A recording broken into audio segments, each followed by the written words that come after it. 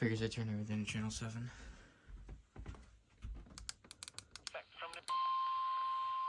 this not go off? Flooding caused by rain, snowmelt, and isolated ice are possible.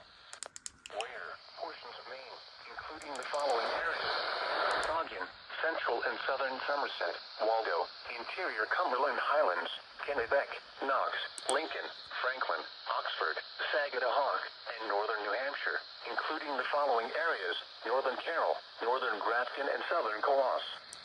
When, from late tonight through late Wednesday night. Impacts: the combined runoff from rain and snowmelt will cause high flows on area streams and small rivers.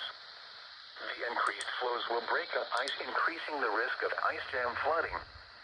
For coastal areas, the risk of urban and low-lying areal flooding is likely. Additional details: rainfall of 0.5 to 1.5 inches is expected, highest along the mid-coast and the mountains. The addition of snowmelt on the higher terrain could result in small stream flooding. The larger rivers may approach bankful, but are not expected to flood at this time.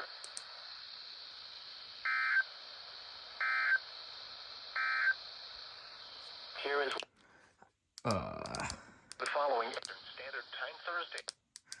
Well, I put everything on WXL93 to see if they would upgrade to a high wind warning come around like 4 o'clock, but I was not expecting GYX to hoist a flood watch, and for whatever reason this has shitty reception.